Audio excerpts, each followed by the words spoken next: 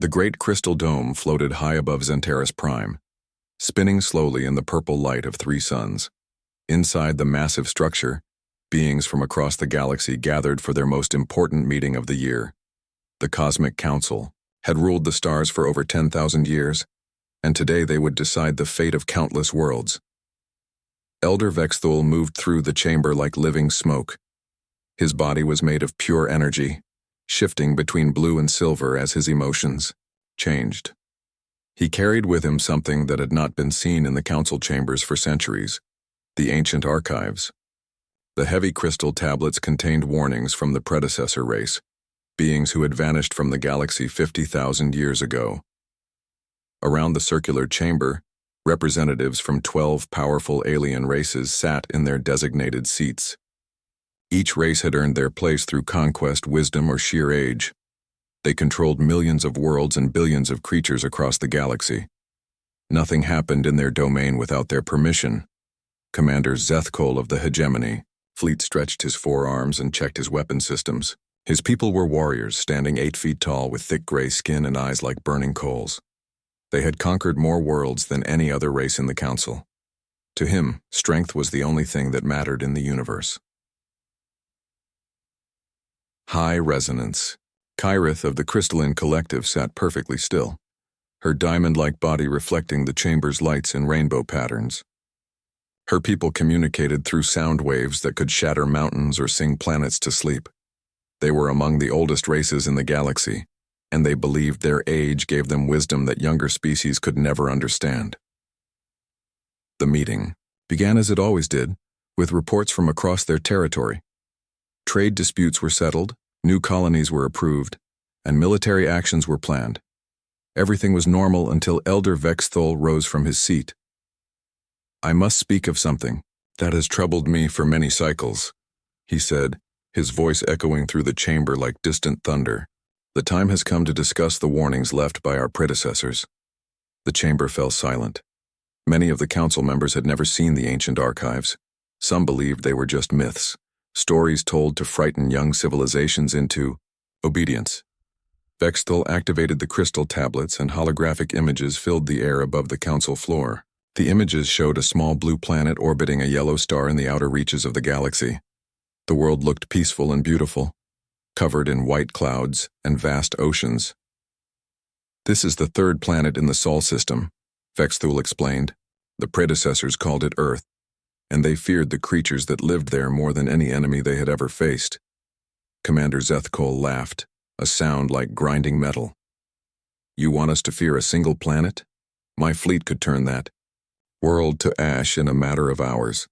"Listen to the warnings before you mock them," Vexthul replied. He touched the crystal tablets, and ancient words appeared in the air, translating themselves into every language spoken in the chamber. "They are called humans," the warning began. "They are not the strongest beings we have encountered, nor the smartest nor the most advanced, but they possess something far more dangerous than any of these qualities. They refuse to accept that anything is impossible." High resonance. Kyrith's crystalline form chimed softly, a sign of confusion among her people. "What does that mean? All species have limits." Vexthul continued reading. "When faced with a problem they cannot solve, humans do not give up. When confronted with an enemy they cannot defeat, they find another way. When told that something cannot be done, they prove that it can be. They adapt faster than any species we have studied. They learn from every failure and become stronger." The holographic display showed images of early humans, primitive creatures using stone tools and living in caves. Then the images changed, showing the same species building cities, creating art, and reaching toward the stars. "The predecessors observed humans for thousands of years," Vexthul explained. "They watched them survive ice ages, plagues, natural disasters, and countless wars. Each time their civilization fell, they rebuilt it stronger than before. Each time they faced extinction, they found a way to survive." Admiral Korthmek of the Void Hunters leaned forward in his seat. His people were scavengers and pirates, always looking for easy prey. "If they are so dangerous, why have we never heard of them?" Our deep space scouts report they have barely left their home system. Because the predecessors took action, Vex Thule said. They surrounded the Sol system with gravitational anomalies that make faster-than-light travel nearly impossible. They hoped to contain the humans until they either destroyed themselves or evolved beyond their dangerous nature. The chamber erupted in discussion. Some council members were intrigued by the ancient warnings, but most dismissed them as the paranoid fears of a dead civilization. "This is ridiculous," Commander Zethkol declared, standing to his full height. "The predecessors vanished 50,000 years ago. These humans have been trapped in their system all this time. If they were truly dangerous, they would have found a way out by now." "Perhaps," said Elder Vex Thule. "Or perhaps they have been using this time to grow stronger. The warnings speak of their ability to turn any challenge into an opportunity. What if their isolation has not weakened them, but prepared them?" High resonance. Kyrith's form flashed with irritation. Even if these warnings were true, what could one species do against the combined might of the Cosmic Council? We control millions of worlds and trillions of beings. They are trapped on a few planets around a single star. Other council members began to voice their agreement. The Thermal Lords spoke of their planet-killing weapons. The bioengineers boasted of their ability to create diseases that could wipe out entire species. The quantum shifters claimed they could erase the Sol system from existence with a thought. Vex Thule tried once more to make them understand. The predecessors were not fools. They ruled the galaxy for millions of years before we even existed. If they feared these humans enough to imprison them, should we not at least consider their warnings? But the council had already made up their minds. One by one, they voted to dismiss the ancient warnings as outdated superstition. The galaxy had changed in 50,000 years. Technology had advanced. Their civilizations had grown stronger. What could one primitive species do against their combined power? Commander Zethkol proposed immediate action. "The Orion Arm contains valuable resources that we need for our expansion. The humans are just another obstacle to be removed. I volunteer my fleet to handle the situation." The vote was unanimous. The Cosmic Council officially declared the Sol system and its inhabitants to be scheduled for annexation. Survey Fleet Omega-7 would be dispatched to study the humans and prepare for their integration into the Galactic Empire. As the meeting ended and the council members returned to their ships, Elder Vex Thule remained in the chamber, staring at the holographic image of Earth.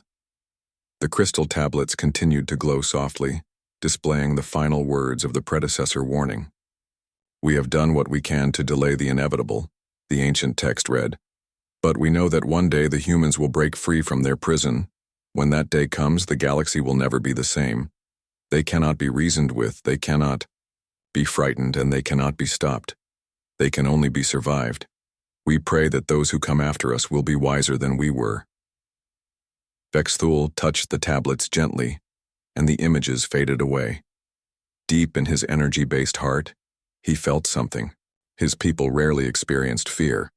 Not fear of death or defeat, but fear of change. The Cosmic Council had ruled the galaxy for so long that they had forgotten what it was like to face the unknown. In the depths of space, Survey Fleet Omega-7 began its journey toward the Sol system. Their mission was simple: catalog the human civilization and prepare it for conquest.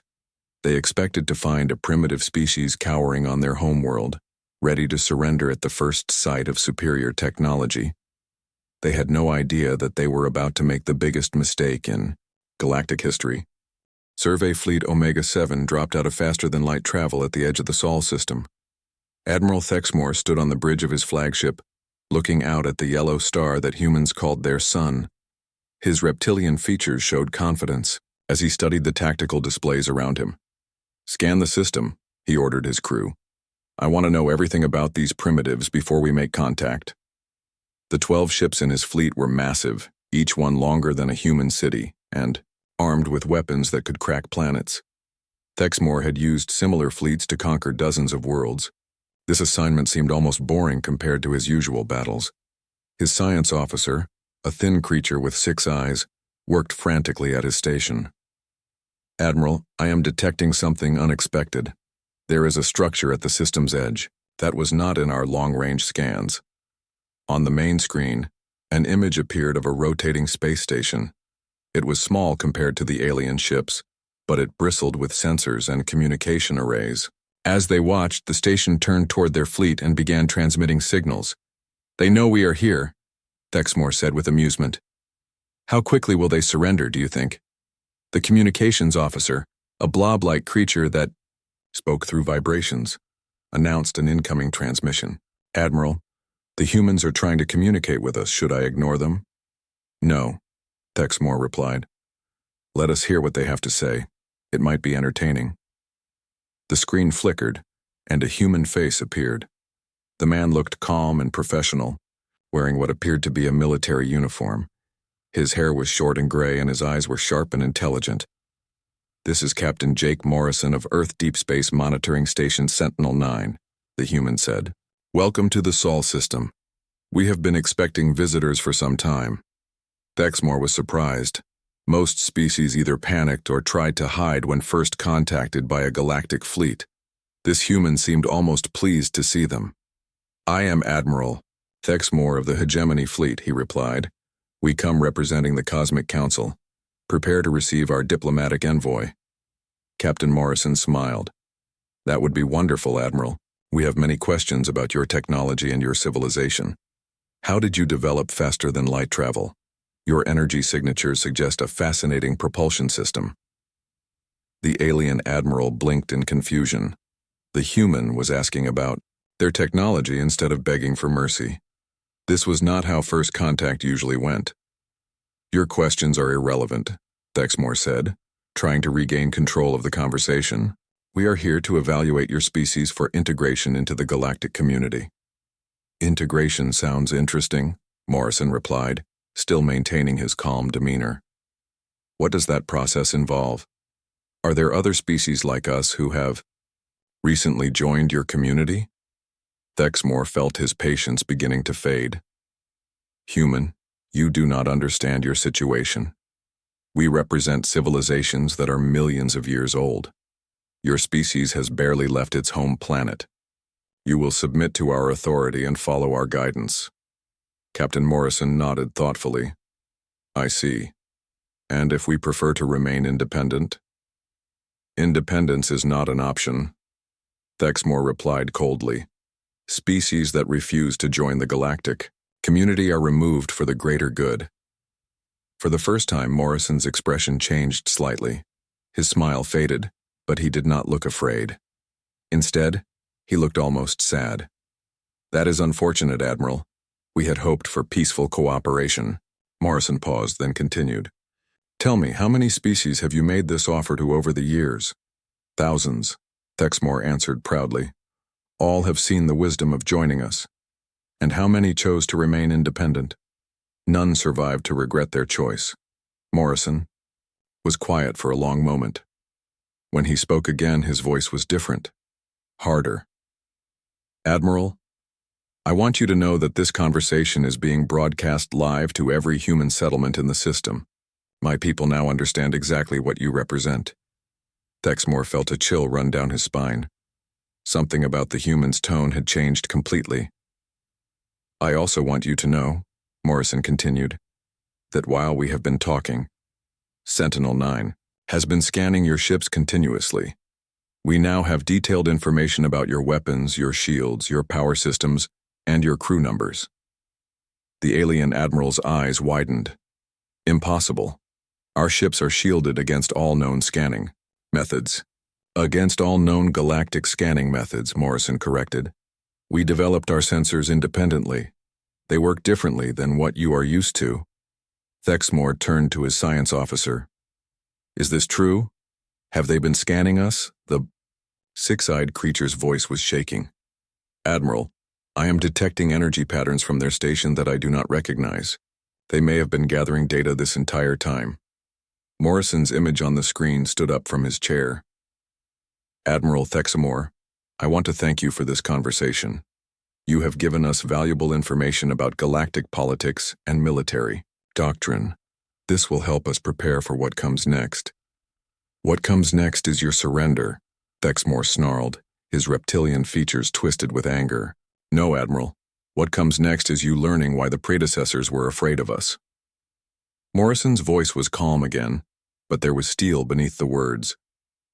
"You came here expecting to find primitives cowering in fear. Instead, you found humans. You are just one small station against 12 battleships," Thexmore replied. "Surrender now and your death will be quick." Captain Morrison smiled again, but this time it was not a friendly expression. "Admiral, you have studied thousands of species, over millions of years.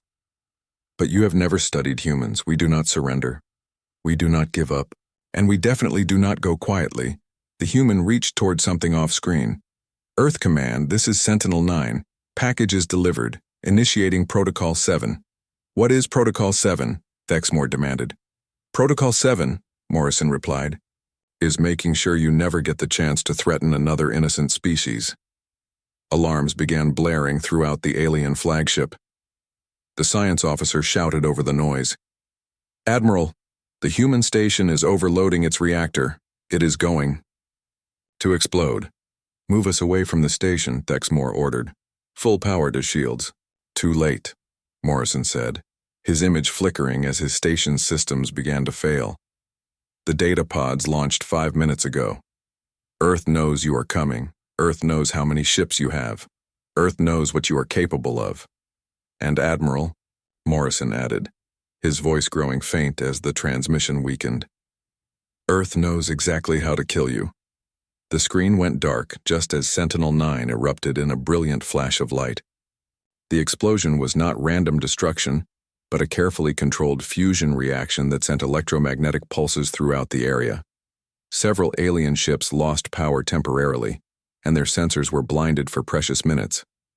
When their systems came back online, Thexmore's crew detected dozens of small objects racing away from the explosion site toward the inner system. The data pods were too small and fast to intercept. "Admiral," his communications officer reported, "I am detecting massive communication traffic throughout the human system. Every settlement, every ship, every station is receiving the same signal." "What is the signal?"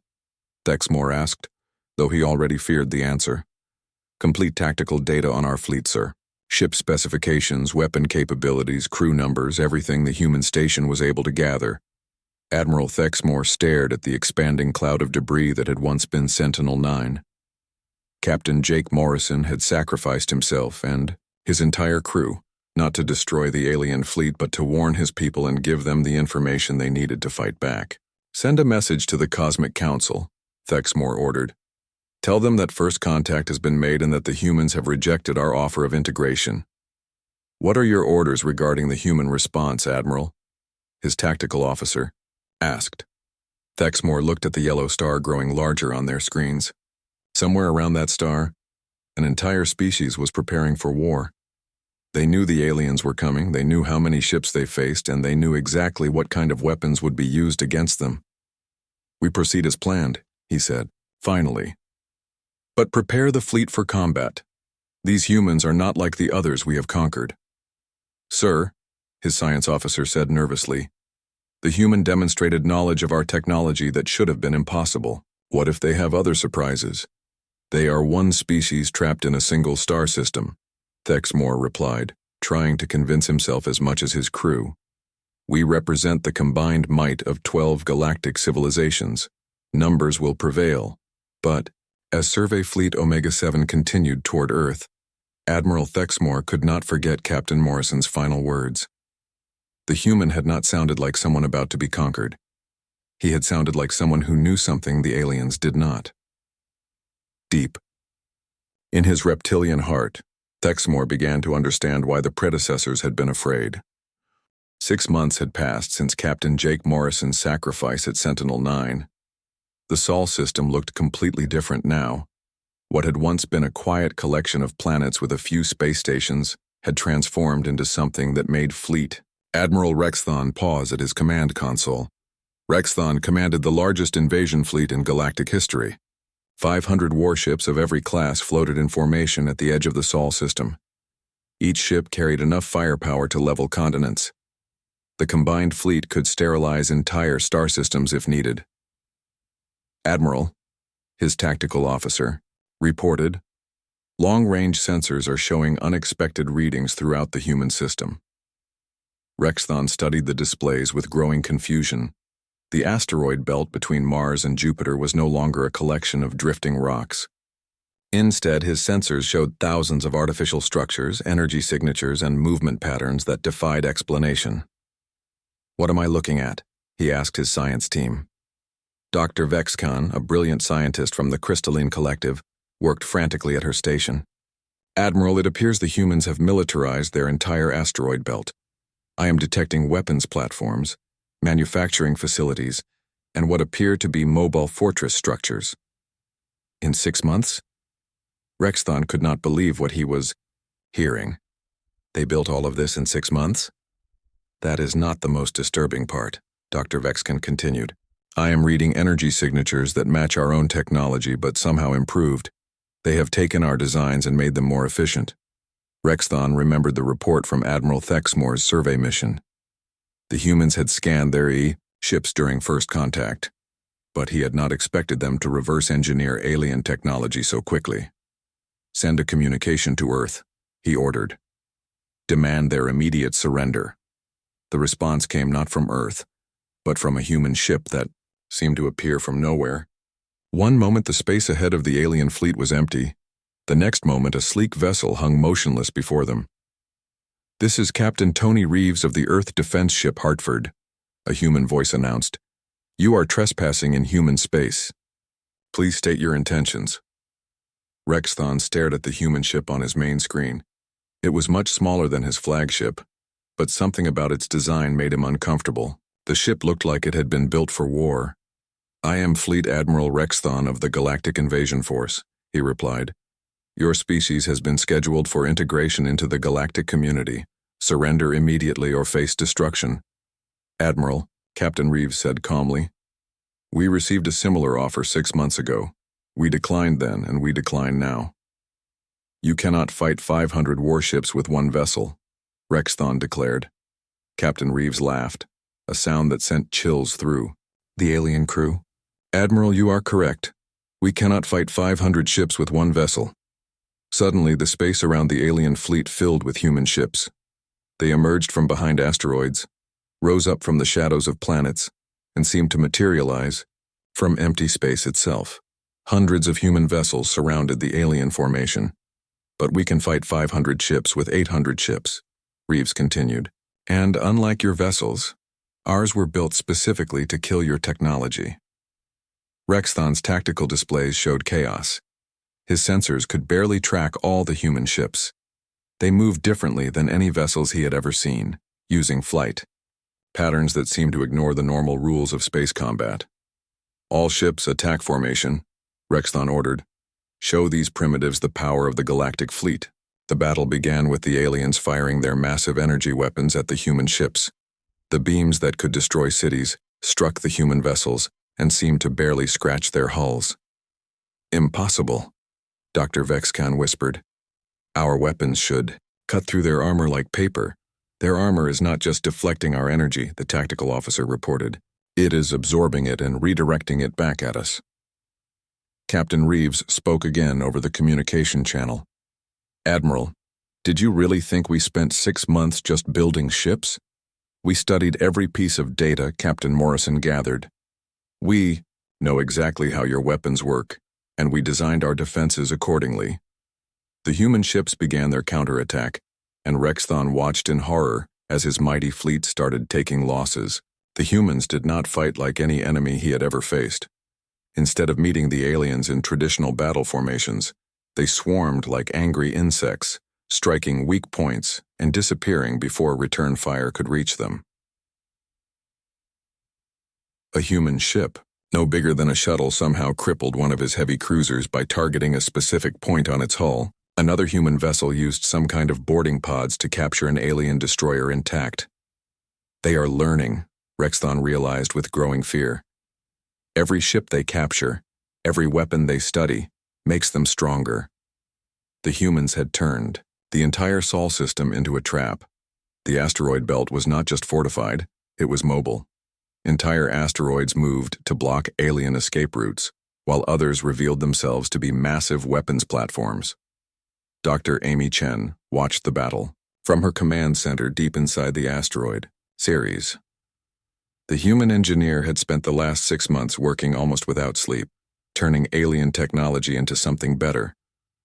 Around her, teams of human scientists monitored every alien ship, learning from each exchange of fire. "Target their command ship," she ordered. "I want to see how their shields react to concentrated plasma fire." Colonel Steve Jackson coordinated the human fleet movements from Mars Command. The former Marine had adapted human military tactics to space warfare, using strategies that the aliens had never encountered. "All units pattern Delta," he commanded. "Hit them from 6 directions at once, then withdraw before they can respond." The human ships moved like a single organism, each vessel knowing exactly where the others would be. Years of fighting wars on Earth had taught humans how to coordinate complex operations under pressure. Rex Thon tried everything in his tactical handbook. He ordered his ships to form defensive circles, but the humans slipped through the gaps. He commanded concentrated fire on single targets, but the human ships were too fast and agile. "Admiral," his communications officer reported, "I am receiving surrender requests from 12 of our ships. They have taken critical damage and are requesting permission to withdraw." "Denied," Rex Thon snarled. "No galactic fleet has ever retreated from primitives." But even as he spoke, he could see that his fleet was losing. The humans were not just defeating them, they were humiliating them. Every alien tactical advantage was being turned against them. Captain Reeves contacted the alien flagship again. "Admiral, this is your final warning.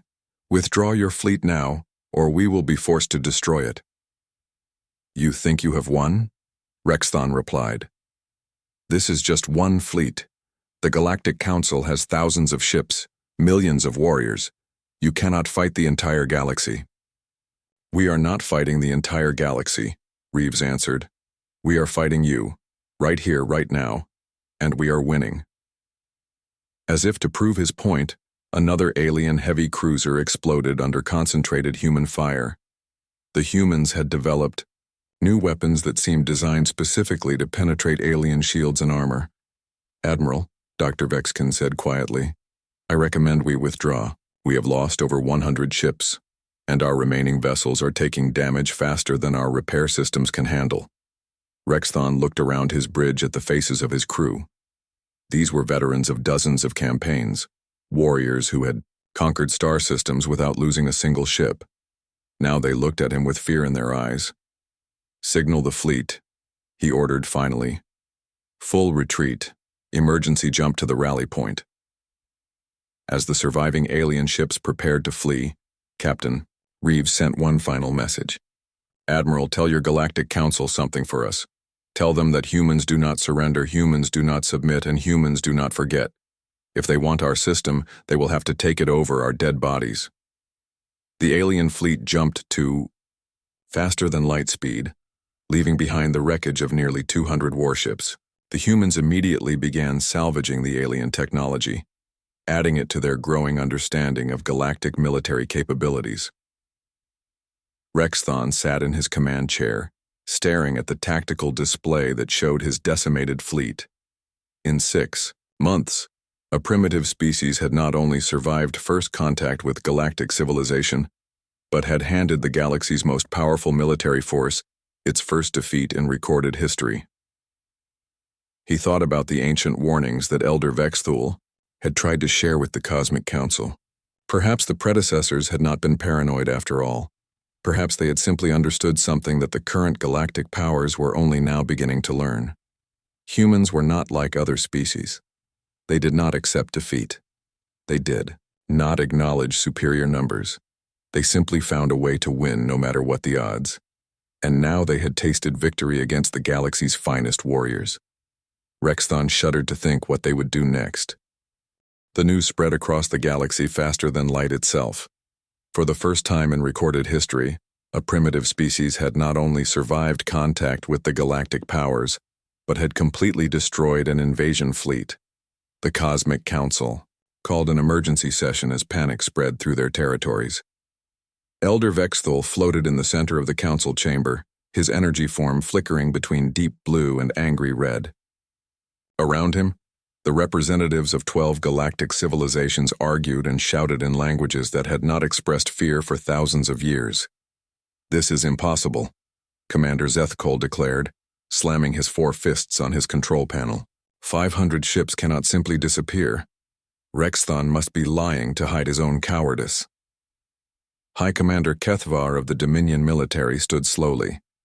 His people were ancient warriors who had conquered galaxies before most other species, had discovered fire. "I have reviewed the battle recordings that survived," he said quietly.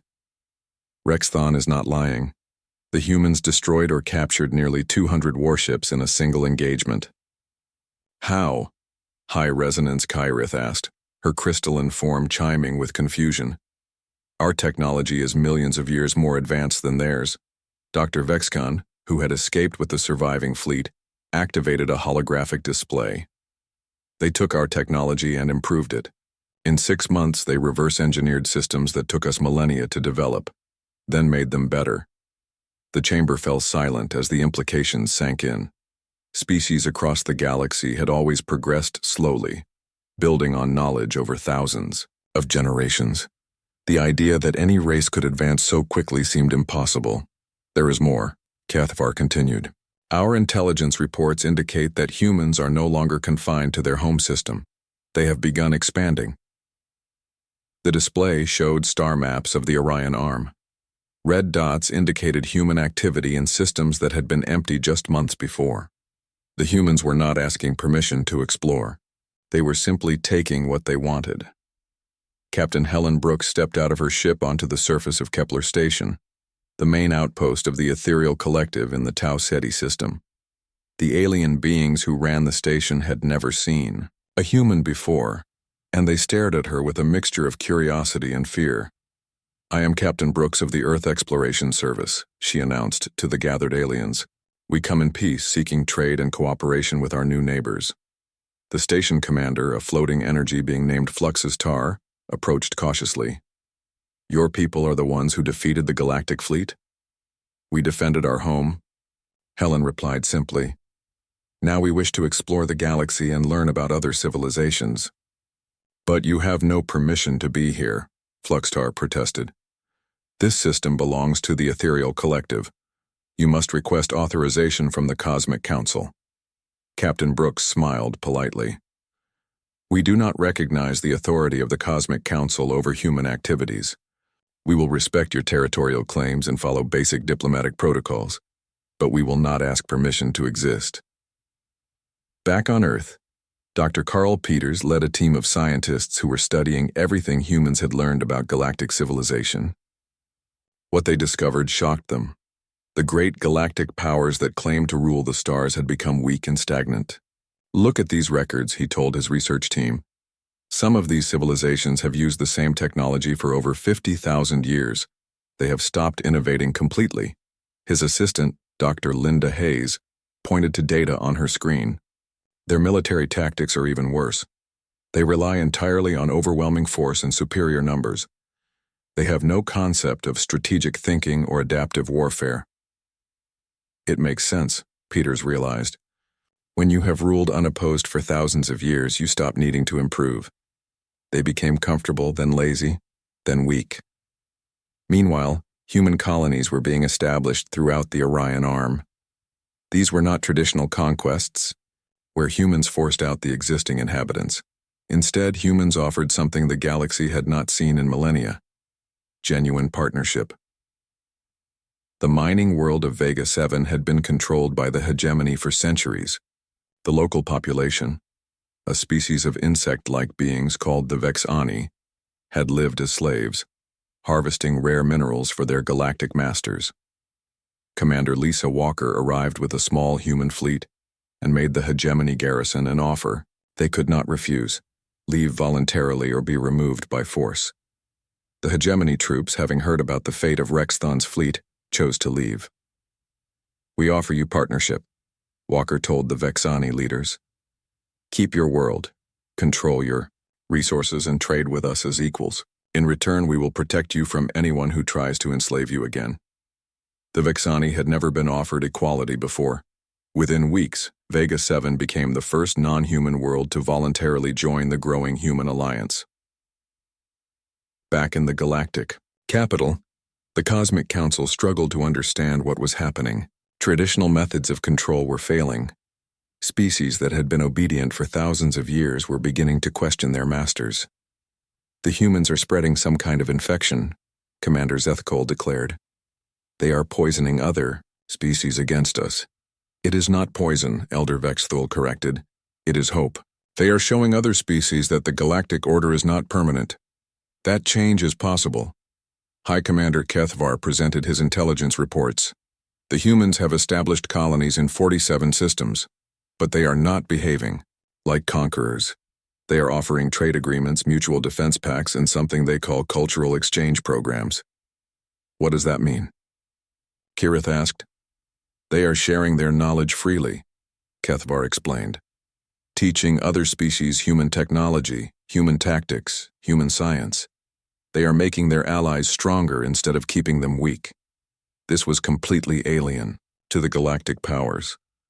For millions of years, they had maintained control by keeping subject species dependent and technologically inferior. The idea of voluntarily sharing advanced knowledge seemed insane. Dr. Sarah Mitchell had established the Human Integration Institute on the former hegemony world of Altair 4. Representatives from dozens of alien species came to study human methods of problem-solving, innovation, and social organization. The key to human success, she explained to a group of alien students, is that we never accept that problems cannot be solved. When we encounter an obstacle, we find a way around it, over it, under it, or through it. A young crystalline collective student asked, "But what if the obstacle is truly impossible to overcome?" Mitchell smiled. "Then we change the rules. Humans do not believe in impossible, only in solutions we have not discovered yet." The galactic powers tried to respond to the human expansion, but their efforts only made things worse. When the Thermal Lords sent a fleet to reclaim Vega 7, they found human ships waiting for them. The battle lasted less than an hour before the aliens retreated. When the bioengineers attempted to create a disease that would kill humans, they discovered that human medical science had already developed immunities based on captured alien biological weapons. Every attempt to stop human expansion failed, and each failure made the galactic powers look weaker to their own subjects. The hegemony began experiencing internal rebellions, as younger officers questioned why they were losing to a species that had been unknown a year earlier. Sub-Commander Thanecore led a group of reform-minded officers who started studying human military doctrine. Perhaps, he suggested to his superiors, we should try to understand why the humans are so effective instead of simply dismissing them as primitives. His suggestion was rejected, but word spread through the ranks. Soon, hegemony officers were secretly trading for human military manuals and tactical guides. Elder Vexthul called for another council session, but this time his message was different. The predecessors did not warn us about human destructiveness, he said to the assembled representatives. They warned us about human transformation. The humans do not conquer civilizations. They change them. Change them how? Commander Zethkol demanded. By showing them that improvement is possible, Vexthul replied. For millions of years, we have told the galaxy that our way is the only way, that stability requires stagnation, that order requires oppression. The humans prove that this is false. High-resonance Kyrith's form flickered with uncertainty. What are you suggesting? I am suggesting that we are witnessing the end of our age, Vexthul said sadly. The humans have not conquered the galaxy through force. They have conquered it through example. They have shown every species in our domain that there is another way to live. The truth was becoming clear to the galactic powers. They were not facing a military threat that could be defeated with superior firepower. They were facing an idea that was spreading faster than their fleets could travel. The idea that no species had to accept limitations, that technology could always be improved. That cooperation was stronger than domination. That change was not something to be feared, but something to be embraced. And ideas, the Council was learning, were much harder to kill than ships. 2 years had passed since humans first broke free from their solar prison, and the galaxy would never be the same. The great crystal dome above Zentaris Prime no longer housed the cosmic council of elder races. Instead, it served as the meeting place for the new Galactic Assembly, where humans sat alongside species both ancient and young. Ambassador Susan Clark represented Earth in the reformed government. She wore a simple blue dress that contrasted sharply with the elaborate robes and energy forms of the other delegates. But her voice carried weight that her appearance did not suggest. "The proposal before us today," she announced to the Assembly, "is the establishment of the Galactic Innovation Charter. This document will guarantee every species the right to technological advancement, cultural development, and self-determination." Across the chamber, Elder Vexthul listened with something approaching wonder. The ethereal being had watched the galaxy stagnate for thousands of years. Now he saw species that had been silent for millennia, speaking up with new ideas and fresh perspectives. High resonance. Kyrith of the Crystalline Collective chimed her support for the proposal. "My people have learned much from human methods of problem-solving. We volunteer to host the first interspecies research center." The changes had not come through war or conquest. They had come through example and opportunity. When humans offered partnership instead of domination, species across the galaxy had responded with enthusiasm that surprised everyone. Captain Roy Davis commanded the joint human-alien vessel Harmony as it patrolled the outer territories. His crew included beings from 12 different species, all working together in ways that would have been impossible under the old system. "Captain," his Vexani science officer reported, "we are receiving a distress signal from the Kepler system. A rogue asteroid is threatening the mining colonies." "All hands to stations," Davis ordered. "Prepare to render assistance." The response would have been impossible 2 years earlier. Human ships worked alongside former hegemony vessels, crystalline collective defense platforms, and even reformed pirate fleets to move the asteroid safely away from populated areas. Dr. Sarah Mitchell watched the operation from her office at the Human Integration Institute. The facility had grown from a small research station to a massive complex that hosted thousands of alien students and researchers. Dr. Mitchell, her assistant, announced, "The latest graduation ceremony is about to begin." She walked to the main auditorium where representatives from 43 species were receiving certificates in human problem-solving techniques, technological integration, and social development. These graduates would return to their home worlds and spread the methods they had learned. The old galactic powers had tried to adapt to the new reality with varying degrees of success. The hegemony had split into 3 separate factions. The traditionalists still clung to the old ways and found themselves increasingly isolated. The reformers, led by former Subcommander Thankor, had embraced human methods and were thriving. "The humans taught us something important," Thankor told his officers during a staff meeting. "Strength comes not from dominating others, but from helping them become strong themselves." The third faction had simply disbanded, with individual ships and crews joining the growing network of independent colonies and trading partnerships that now connected most of the galaxy.